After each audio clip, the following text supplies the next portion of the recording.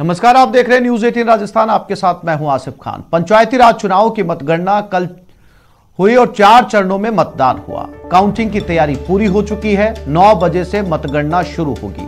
कानून व्यवस्था बनाए रखने के निर्देश दे दिए गए हैं। 21 जिलों में 637 जिला परिषद हैं। सदस्य के लिए चुनाव करवाए गए हैं। 4371 पंचायत समिति सदस्य के लिए भी चुनाव करवाए गए हैं। तो 9 बजे से मतगणना शुरू हो जाएगी। गांव की गवर्नमेंट का नतीजा आने वाला है। कानून व्यवस्था बनाए रखने के निर्देश दे दिए गए हैं।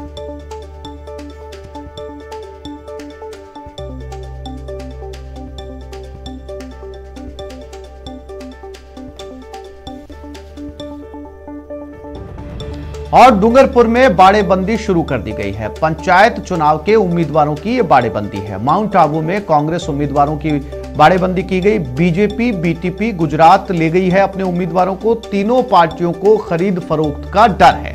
तीनों पार्टियों के बड़े नेता बाड़ेबंदी को संभाल रहे हैं। त्रिकोणीय मुकाबला होने से जीत का अंतर कम रहने की संभावना जताई जा रही है। तो पंचायती राज में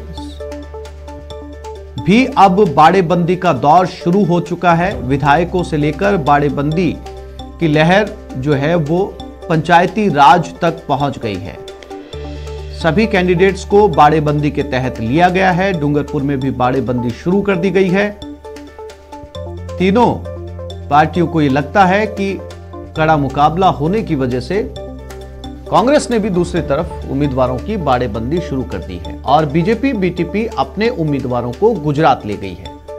तीनों को ऐसा लगता है कि जीत के बाद खरीद फरोख्त हो सकती है। क्योंकि कल नतीजे आने हैं पंचायती राज चुनाव के, गांव की सरकार बननी है, लिहाजा आज ही उन उम्मीदवारों को अलग अलग जगह ले जाया गया है बाड़ेबंदी के दौरान, और पार्टियों को खरीद फरोख्त का डर।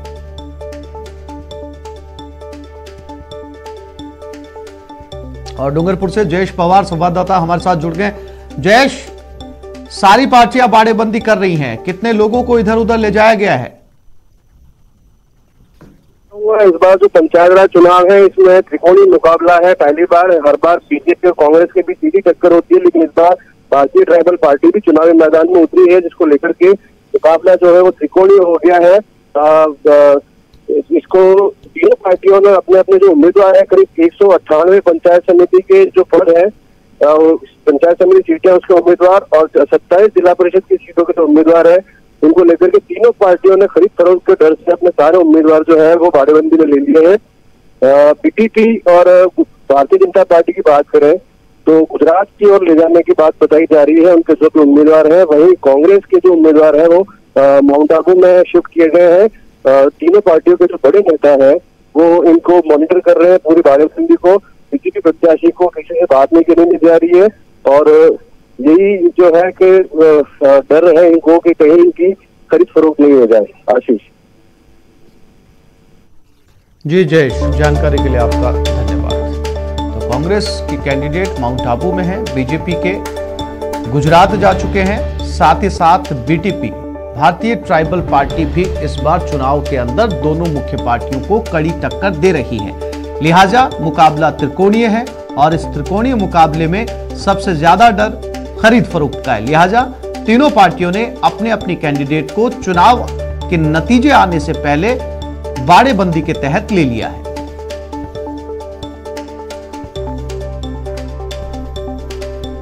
और पंचायती राज चुनाव की काउंटिंग पर यह अपडेट है। अजमेर में भी दांव पर कई दिग्गजों की प्रतिष्ठा लगी है। दोनों दलों ने उम्मीदवारों की बाड़ेबंदी की है। बीजेपी ने सवाई माधोपुर में यह बाड़ेबंदी की है।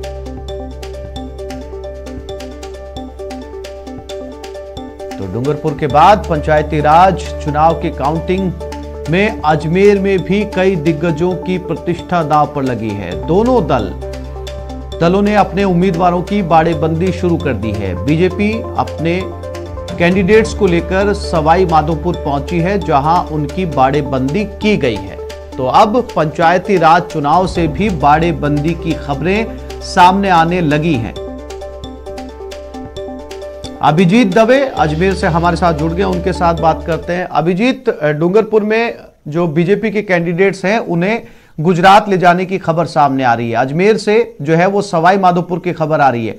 कौन वो दिग्गज हैं जिनकी प्रतिष्ठा यहां पर दांव पर लगी हुई है, और दोनों पार्टियों ने अपने अपने कैंडिडेट्स को कहां कहां भेजा है? देखिए, भाजपा की तरफ बात करेंगे तो भाजपा के जितने भी जिला परिषद के उम्मीदवार हैं, 32 वार्ड का जिला परिषद है अजमेर का, उन तमाम जो 32 उम्मीदवार हैं उनको एक साथ जो है सवाई माधोपुर जिले में एकत्रित किया गया है। वहां पे उनकी बाड़ेबंदी की गई है। जहां तक आपने प्रतिष्ठा की बात की तो जाहिर तौर पर भाजपा की ओर से कई दावेदार जो है वो मैदान में है, जिससे अगर मोटे तौर पर बात की जाए तो 2 जिला प्रमुख पूर्व के जिला प्रमुख रह चुके हैं, पुखराज पहाड़िया और सुशील कंवर पलाड़ा। ये जो प्रबल दावेदार है, क्योंकि जिला प्रमुख की जो सीट है वो सामान्य के लिए आरक्षित हुई है इस बार। इतिहास से जो है काफी प्रबल यहाँ पर दावेदारी जो है वो जताई जा रही है। यही हालात कांग्रेस में भी है। कांग्रेस में चिकित्सा मंत्री रघु शर्मा की प्रतिष्ठा दांव पर लगी हुई है, क्योंकि उन्होंने अपने विधानसभा क्षेत्र केकड़ी में 4-5 दिन लगातार धुआंधार प्रचार किया था। और क्योंकि संगठनात्मक रूप से कांग्रेस जो है अभी पूरी तरीके से एकजुट इस पूरे चुनाव में नजर नहीं आई है, तो कांग्रेस की ओर से जो जिम्मेदारियां दी गई हैं वो विधानसभा स्तर पर दी गई है। जो विधानसभा स्तर पर जो जीते हुए विधायक हैं वो संभाल रहे, जैसे मसूदा में राकेश पारीक है, मसूदा विधानसभा के जितने भी पंचायत समिति के सदस्य हैं, उम्मीदवार हैं, वो और चाहे जिला परिषद के हों तो वहाँ उन्होंने संभाल रखा है। केकड़ी विधानसभा की जिम्मेदारी खुद मंत्री रघु शर्मा संभाल रहे हैं। बाकी जगहों पर जो पराजित उम्मीदवार रहे हैं विधानसभा के कांग्रेस के, तमाम लोगों को जो है विधानसभा स्तर पर जिम्मेदारियां सौंपी गई है। वहीं भाजपा ने इस पूरे सिस्टम को बिल्कुल जी अभिजीत, तमाम जानकारी के लिए आपका धन्यवाद। तो अजमेर में भी कई दिग्गजों की प्रतिष्ठा दांव पर। काउंटिंग से पहले बांसवाड़ा में भी बाड़ेबंदी, यानी कि डूंगरपुर, अजमेर और अब बांसवाड़ा। कल तय होगा प्रत्याशियों के भाग्य का फैसला। बाड़ेबंदी के कारण प्रत्याशी जिले से बाहर हैं। काउंटिंग के बाद 11 प्रधान तय किए जाएंगे। प्रत्याशियों को फोन पर परिणाम दिया जाएगा। बांसवाड़ा पंचायत समिति में प्रधान के दावेदार कांग्रेस से पूर्व प्रधान सुनीता दावेदार हैं और बीजेपी से जिला महामंत्री मुकेश रावत प्रमुख दावेदार बताए जा रहे हैं। तो डूंगरपुर, अजमेर के बाद बांसवाड़ा से भी बाड़ेबंदी की खबर सामने। काउंटिंग के बाद 11 प्रधान तय किए जाएंगे।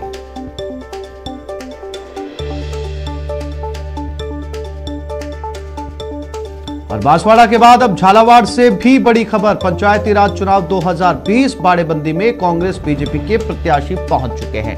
निजी बसों से अनजान जगहों पर भेजा जा रहा है प्रत्याशियों को। बाड़ेबंदी में रणनीति बन रही है। राजनीतिक गुणा भाग में दोनों दलों के नेता जुट गए हैं।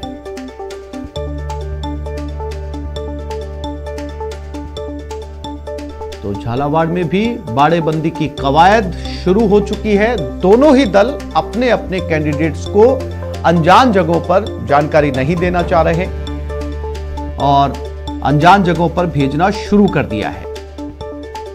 और सभी पार्टियों को इसमें जीत के बाद खरीद फरोख्त का डर है, लिहाजा सभी ने अपने अपने कैंडिडेट्स को चुनाव के नतीजे आने से पहले अपने पास जमा कर लिया है। अलग अलग जगहों पर या फिर दूसरे राज्यों की तरफ लेकर चले गए हैं और नतीजे आने के बाद में गुणा भाग जोड़ तोड़ शुरू किया जाएगा।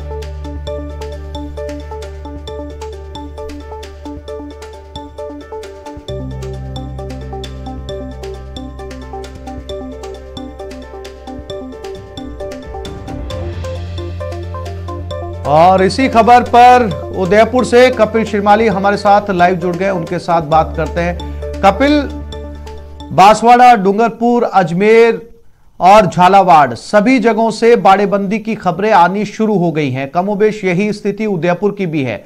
पार्टियों को भरोसा नहीं है अपने कैंडिडेट पे, खरीद फरोख्त का डर है, लिहाजा नतीजे आने से पहले ही बाड़ेबंदी शुरू कर दी गई है। क्या कुछ कह रही है उदयपुर से पंचायती राज की तस्वीरें?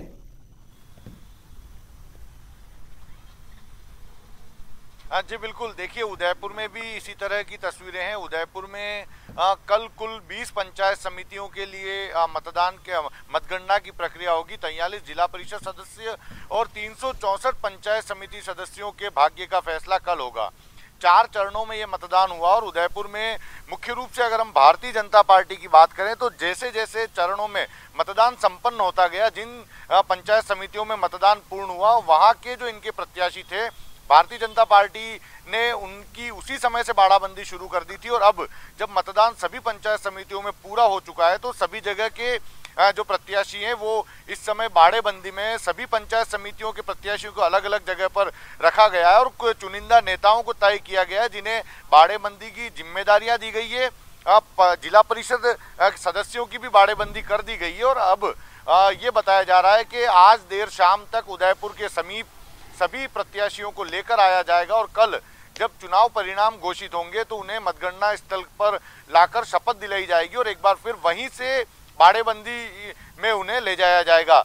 जब जिला प्रमुख के चुनाव होंगे या उप जिला प्रमुख के चुनाव होंगे, प्रधान और उप प्रधान के चुनाव होंगे तो एक बार फिर इन सभी सदस्यों को बाड़ेबंदी के साथ ही जो मतदान स्थल होगा वहां पर लाया जाएगा और जिला प्रमुख, उप जिला प्रमुख, प्रधान और प्रधान का चयन करवाया जाएगा।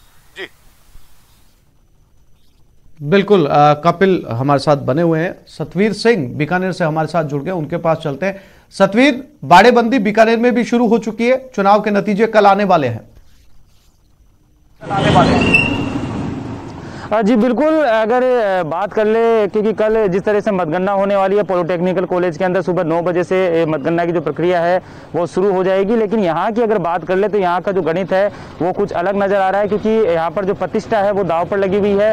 एक तरफ जहाँ केंद्रीय मंत्री अर्जुन राम मेघवाल के बेटे रवि मेघवाल मैदान में उतरे हुए हैं, तो वहीं पर गोविंद राम मेघवाल जो विधायक हैं कांग्रेस के, उनकी पत्नी और जो बेटी और बेटा भी यहाँ पर मैदान में है। तो वहीं पर जो मंत्री भंवर सिंह भाटी है, उनकी भी प्रतिष्ठा यहाँ पर दाव पर लगी हुई है। फिलहाल सभी ने पार्टियों ने अपनी अपनी जो बाड़ेबंदी है वो यहाँ पर कर दी है। एक तरफ जहाँ विजय वर्गीय ढानी के अंदर बताया जा रहा है कि वहाँ पर पूरी तरीके से जो बाड़ेबंदी का जो दौर है वो शुरू पहले ही हो चुका था। इसके साथ ही अगर देशनोक की बात करें तो देशनोक के अंदर भी जो धर्मशाला है वहाँ पर जो बाड़ेबंदी है वो की गई है। ऐसे इसी प्रकार से जो लूनकरनसर है वहाँ पर भी बाड़ेबंदी की गई है। तो जिस तरीके से चुनाव में जो दौरे किए थे और जिस तरह से अपने प्रत्याशियों को जिताने की जो बात यहाँ पर की जा रही थी उसका नतीजा अब फिलहाल कल आ जाएगा। लेकिन यहाँ पर जैसे ही कल उच्च शिक्षा मंत्री भंवर सिंह भाटी देशनोक पहुंचे थे और इससे पहले भी लगातार वो वहां पर सुरक्षा का जो जायजा है वो लगातार ले रहे हैं। वो किसी भी तरीके से जो कोताही है वो यहाँ पर बरतना नहीं चाहते हैं। तो वहीं पर अगर केंद्रीय मंत्री अर्जुन राम मेघवाल के बात कर ले तो उनके जो बेटे हैं रवि मेघवाल, उनके सामने जो कांग्रेस विधायक गोविंद राम मेघवाल हैं, उनकी जो पत्नी है आशा देवी वो सामने है। तो ऐसे में जो बराबर की जो टक्कर है वो यहाँ पर देखने को मिल रही है। लेकिन उम्मीद सबने ये लगा रखी है, क्योंकि चुनाव जैसे यहाँ पर मतदान हुआ था शांतिपूर्ण तरीके से, उसके बाद में सभी से संपर्क किया गया, उसके बाद में बाड़ेबंदी यहाँ पर उसी समय से शुरू हो चुकी थी। और अब बाड़ेबंदी के बाद में अब सभी को इंतजार है कि कल जैसे ही जो मतगणना का जो दौर शुरू होगा तो उसके बाद में ये पता चल जाएगा कि आखिर जो जनता है, जो गाँव की जो सरकार है और जो ग्रामीण है वो किस पार्टी के लिए, किस प्रत्याशी के लिए उन्होंने अपना मतदान यहाँ पर किया था। और कुछ उन्होंने जो समस्याएं, क्योंकि अगर गाँव की बात करें तो मूलभूत जो सुविधाएं का अभाव गाँव में रहता है, पानी, बिजली। बिल्कुल सतवीर, अब ये देखना होगा कि जब नतीजे आएंगे तो किसके पक्ष में मैंडेट जाता है और जो जोड़ तोड़ और जो गुणा भाग बाड़ेबंदी के दौरान ले जाए गए कैंडिडेट्स के साथ की जाती है, उनके नतीजे और समीकरण क्या कुछ बैठते हैं। आप दोनों साथियों का बहुत बहुत शुक्रिया जानकारी देने के लिए। फिलहाल और अब बात कोरोना की। प्रदेश में कोरोना पर अपडेट। मरुधरा में कोरोना के केस 2,80,000 के पार पहुंच गए। एक दिन में 2,089 केस सामने आए हैं। एक दिन में 20 मौतें हो गई। प्रदेश में कोरोना से अब तक 2,429 मौतें हो चुकी हैं और 22,427 एक्टिव केस हैं। 2,55,729 मरीज अब तक ठीक हो चुके हैं।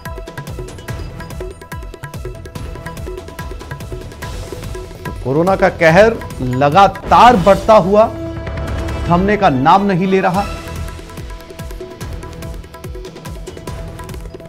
एक्टिव केस लगातार बने हुए हैं और इनकी तादाद जो है वो लगातार बढ़ती जा रही है। WHO से लेकर सरकारें लगातार आम लोगों से बार बार गुजारिश कर रही है कि मास्क लगाकर निकलें, साथ ही साथ 2 गज की दूरी का पालन करें, क्योंकि जब तक दवाई नहीं आ जाती तब तक ढिलाई नहीं बरती जा सकती।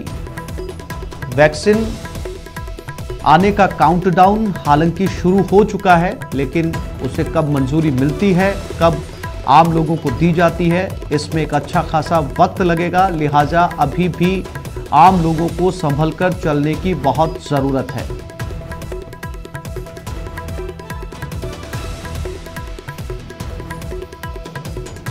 उदयपुर एक बार फिर से रुक करते हैं। कपिल शेमाली हमारे साथ जुड़े हुए हैं और कोटा से शाकिर अली हमारे साथ जुड़ गए।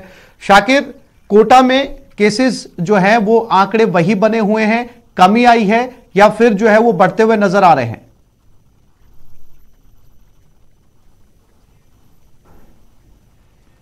जी देखिए आसिफ, पिछले 3 दिन में कोटा की बात करें तो आंकड़ों में जो है पॉजिटिव रोगियों की तादाद में जो है वो कमी आ रही है। ये अच्छी बात है, राहत की बात है, लेकिन इसमें लापरवाही जो है वो नहीं बरतनी है। ये इसी का नतीजा है कि थोड़ा सा कोरोना की जो रफ्तार है वो थम सी गई है।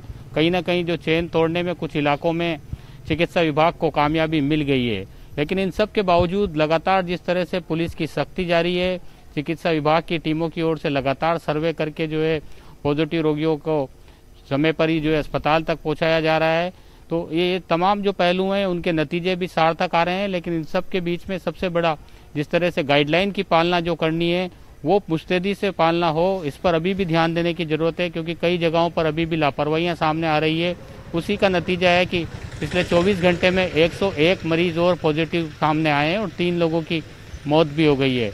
हालांकि जो है पॉजिटिव रोगियों की तादाद में अब गिरावट नजर आ रही है, क्योंकि पिछले दिनों में लगातार 200 से 250 पॉजिटिव रोगी सामने आ रहे थे। ये आंकड़ा अब जो है 100 पर आकर के टिक गया है। तो उम्मीद यही की जानी चाहिए, जिस तरह से लोगों में गंभीरता नजर आ रही है, गाइडलाइन की पालना लोग कर रहे हैं, चिकित्सा विभाग की टीमें मुस्तैद है, तो कहीं ना कहीं थोड़ी राहत मिलेगी। लेकिन जिम्मेदारी सबको निभानी होगी और सबसे बड़ी जिम्मेदारी आमजन की है, जिनको गाइडलाइन की पालना करनी है।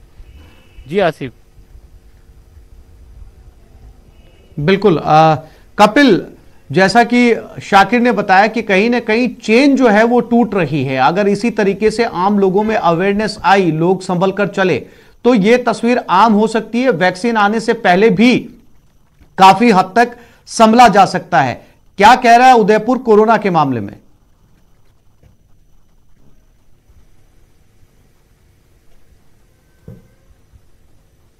उसने बहुत ज्यादा तेजी तो नहीं पकड़ी है, लेकिन जो आंकड़े हैं उनमें कमी भी नहीं कही जा सकती, क्योंकि दीपावली के बाद जो फिगर्स जो बढ़ने शुरू हुए थे वो लमसम स्टेबल होकर रोजाना करीब 100 के लमसम जो पॉजिटिव मरीज है सामने आ रहे हैं। उदयपुर में अब कुल मरीजों का आंकड़ा 10,000 को छू चुका है, लेकिन अच्छी खबर यह है कि महज 623 एक्टिव केस उदयपुर में बने हुए हैं और 623 में से 147 एक्टिव केस जो हैं वो हॉस्पिटल में भर्ती है और बाकी सभी होम आइसोलेशन में है।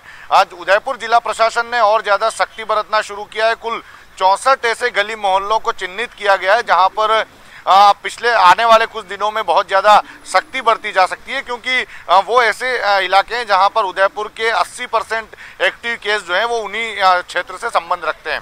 तो जिला प्रशासन पूरी तरह से मुस्तैदी के साथ में अब ये कोशिश कर रहा है कि पिछले कुछ दिनों से जो कंटेनमेंट जोन होने चाहिए या पॉजिटिव केस की मॉनिटरिंग होनी चाहिए, उसमें जो लापरवाही बरती जा रही थी उसे एक बार फिर कड़ाई के साथ में उसकी पालना की जाए, पॉजिटिव केस और उसकी कॉन्टैक्ट हिस्ट्री की ट्रेसिंग की जाए और कोई व्यक्ति जो पॉजिटिव है वो क्वारंटाइन पीरियड अपना पूरा करे, इसको लेकर उसकी मॉनिटरिंग की जाए। ये कोशिश की जा रही है और इस पर अब जिला प्रशासन आज जो आंकड़े सामने आ रहे हैं जी जो आंकड़े सामने आ रहे हैं वो ये कह रहे हैं कि कहीं ना कहीं जो है वो लोगों के अंदर अवेयरनेस आई है, लेकिन अब बहुत ज्यादा संभल कर चलने की जरूरत है, क्योंकि ये लगातार फैल रहा है, रुकने का इसका नाम नहीं है और आंकड़े जो हैं वो लगातार बढ़ते जा रहे हैं। वैक्सीन आने को है, लेकिन वैक्सीन आने में, लगने में और इसके रिजल्ट आने में कितना समय लगेगा, ये जो है वो देखने वाली बात होगी। उम्मीद करते हैं कि आम लोग संभलेंगे, आंकड़ों में कमी आएगी और जो गाइडलाइंस है उनका पालन किया जाएगा। आप दोनों साथियों का बहुत शुक्रिया हमसे जुड़ने के लिए, बातचीत करने के लिए। आगे बढ़ते हैं। हनुमानगढ़ से इस वक्त की बड़ी खबर मिल रही है। पल्लू पुलिस और डीएसटी टीम की कार्रवाई हुई। कार सवार 2 लोगों को गिरफ्तार किया गया है। आरोपियों के पास से लाखों रुपए का कैश बरामद किया गया। 9.5 लाख रुपए कैश और अफीम बरामद की गई है। दोनों आरोपियों से फिलहाल पुलिस पूछताछ कर रही है। तो इस वक्त की बड़ी खबर, जहां पर एक कार सवार तो अफीम के साथ 9.5 लाख रुपए बरामद किए गए हैं। दोनों आरोपियों से फिलहाल पुलिस पूछताछ कर रही है। हनुमानगढ़ से इस वक्त की बड़ी खबर।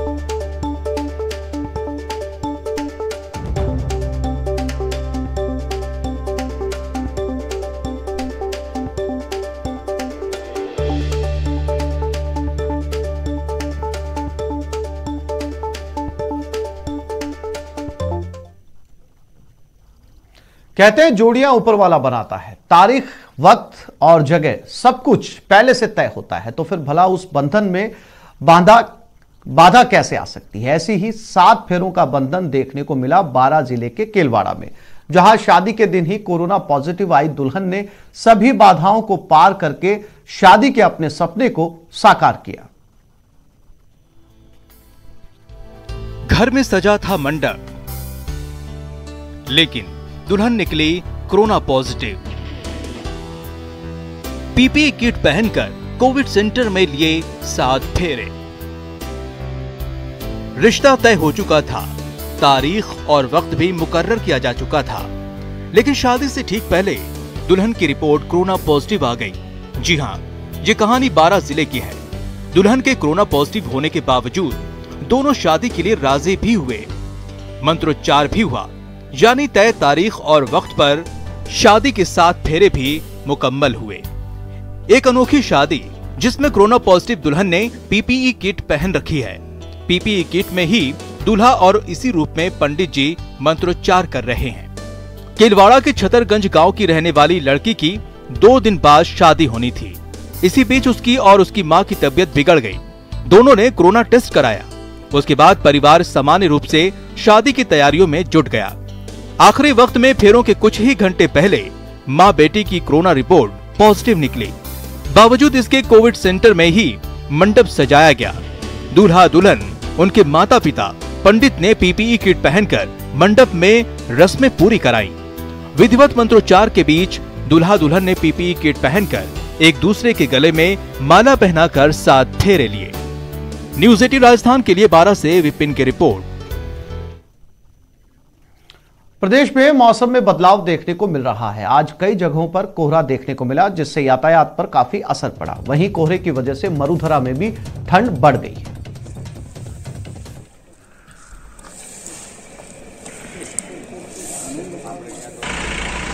और 4 तस्वीरें आपके टेलीविजन स्क्रीन के ऊपर। माउंट आबू, हनुमानगढ़, श्रीगंगानगर और कोटा कोहरा बढ़ता हुआ नजर आ रहा है। साथ ही साथ टेम्परेचर भी कम होता जा रहा है। सर्दी अलाव की तस्वीरें आप देख सकते हैं। और दिन में ही वाहनों को हेडलाइट जलाकर चलना पड़ रहा है। हालांकि आने वाले दिनों में कयास लगाया जा रहा है कि कोहरा और ज्यादा बढ़ेगा, लेकिन इसकी शुरुआत हो चुकी है।